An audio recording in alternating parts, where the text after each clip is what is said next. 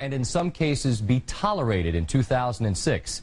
But the reality is, throughout Europe, soccer players of color are often subjected to racist acts and language as they play what is known as the beautiful game overseas. The World Cup, the globe's single largest event, begins Friday on ESPN and ABC. And the joy of cultural celebration is tempered by concerns over controlling racist outbursts. Jeremy Schaap on the beautiful game turned ugly.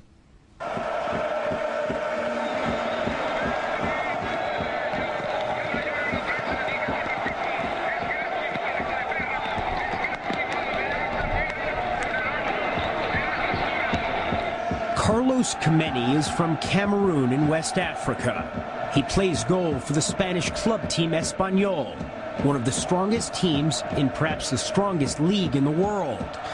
But even fans in his own stadium shower him with racist slurs and bananas. When I see a banana on the field, I think, I'm not a monkey, I'm a human. It's hard for those far away to understand. But on one hand, I'm a respected member of the team, and on the other hand, I'm an animal. Marc Zorro was 18 years old when he left his native Ivory Coast, the nation he'll represent at this World Cup, to play soccer in Italy. For 3 years, he's played for the Sicilian team Messina, and in nearly every game, fans have taunted him. Finally, last fall, during a game against Inter Milan, Zorro had had enough. He picked up the ball and threatened to walk off the field. 2 players from the opposing team rushed to Zorro's side, imploring him to stay on the field and the fans to stop. I couldn't take it anymore. What I did was instinctive. They were in my head. My head was so full of what they were saying, I couldn't concentrate on the game. And I couldn't go on like that. And I had to pick up the ball. When Zorro next played Inter Milan, some fans held up a banner that read, "Peanuts and bananas are the pay for your infamy." 3 months after the Zorro incident, Samuel Eto'o, a striker for Barcelona and one of the world's best players, found himself in a similar situation. Eto'o, like Kameni from Cameroon, was playing on the road at Zaragoza, home to some of Spain's most openly racist fans. Angry and frustrated by the monkey chants that resounded every time he touched the ball, Eto'o repeatedly cried, "No mas, no more." It is not the right answer to lose it, but I think sometimes people should understand why. French striker Thierry Henry is one of the most acclaimed players on the planet. But like Samuel Eto'o, being an elite player hasn't spared him from racist slurs.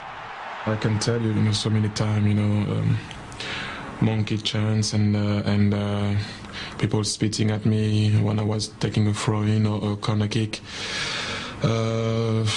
Whatever you can imagine. Americans might find it difficult to understand how and why there are so many overt displays of racism in European soccer.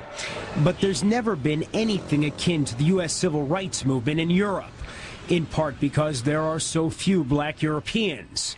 What is taboo in the U.S. simply isn't in Europe. The continent, in fact, is home to dozens of far-right political parties, many of which have become popular by breeding fear of black and Muslim immigrants. European soccer has also long been a bastion of hooliganism. In the stadiums, all of this makes for a combustible mix. The biggest thing that we faced, and we're facing it now in continental Europe, is denial. People saying, it's only a few individuals, don't worry about them.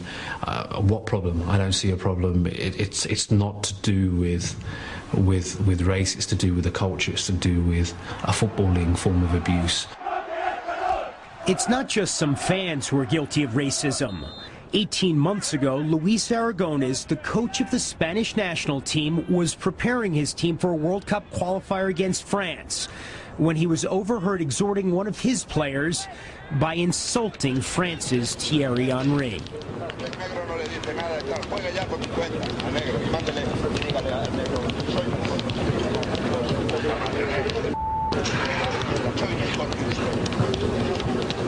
To be honest, the first time I heard it, I thought it was a joke. One of my teammates came up in my room and said, "Did you see what Luis Aragonés said about you?" And I said, "No, just, and then told me what he said, and I went, come on. He said, no, it's on TV, they have it on TV. I said, how can they have that on TV? And I put the TV on, and there it was. I was speechless. The Spanish Federation fined Aragones $5,000. He will be coaching Spain this month at the World Cup. Aragones continues to insist that he has done nothing wrong. I cannot understand it. When I have gypsy friends, black, yellow friends, this is not me. It has nothing to do with me. What happens is that it is done to bother the football player. It's also done with fatness. They call them fat. It's the same. It's very different to say someone's got a big nose or big ears or is going bald or is fat. And we've never had in this country or other nations people being killed or maimed in the street because they're fat. There have been times when extremism in the stands has spilled onto the field. For example, Paolo Di Canio, a striker on the Roman team Lazio, has several times returned the fascist salute to the fascist fans who worship him. Europe's national soccer federations have the power to regulate behavior in the stands and on the field, but most have taken no action. When people were complaining about it sometimes, the authorities and even the referees on the pitch were just saying to you or whoever was getting abused, get on with it. Okay, I have to get on with it, but you would like also after that the authorities do something about it. A year ago, Henri did something himself. In conjunction with Nike, he launched a star-studded TV and print campaign in Europe urging fans to help fight racism. Stand up. Speak up. So many people, close their eyes on what is happening right now and don't want to talk about it because it became a normality.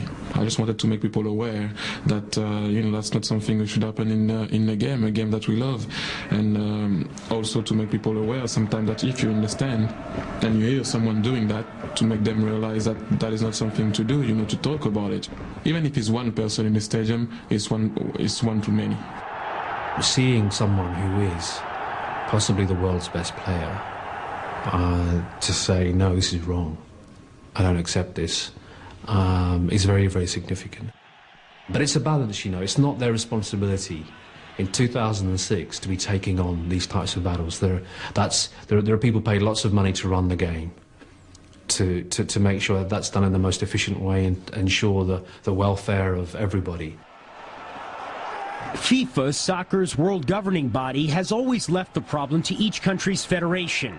But in March, with the World Cup and all the attendant media coverage 3 months away, FIFA President Sepp Blatter decided to act.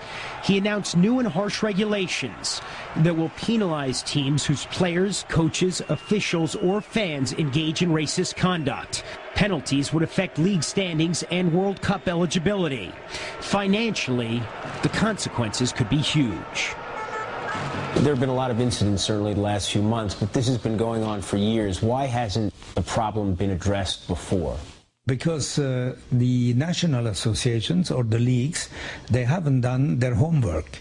But now they will be obliged to do so, and FIFA will have not only let's say the right to monitor it, but the right to intervene if the right actions are not taken. And we will do it. We will do it. During the World Cup, the new regulations will apply to players, coaches, and officials, but not to fans. There are concerns that some fans might taunt their own players in an effort to have their opponents penalized. The stakes will be high. With the world watching, any racist incident would indelibly stain the beautiful game. What will happen to fans, say, in Germany during the World Cup who taunt black players? Yeah, where? Outside of the stadium? The stadium? No, if they do it in the stadium, then I abandon. Then we close stadium, we go home. Definitely. No, seriously. No, seriously. Listen, if in this World Cup, with all the educational work we are doing now, and we still have that, then something is wrong in our society. And I don't know where we have to go. You heard Sepp Blatter of FIFA threaten to abandon World Cup matches where racist behavior is exhibited. Again, the ultimate penalty, the loss of 3 points in the standings, will apply only to players and team officials, not to fans. where most of the reported incidents have occurred. That loss of 3 points, which is the equivalent of a win, would likely doom any country from advancing out of group play.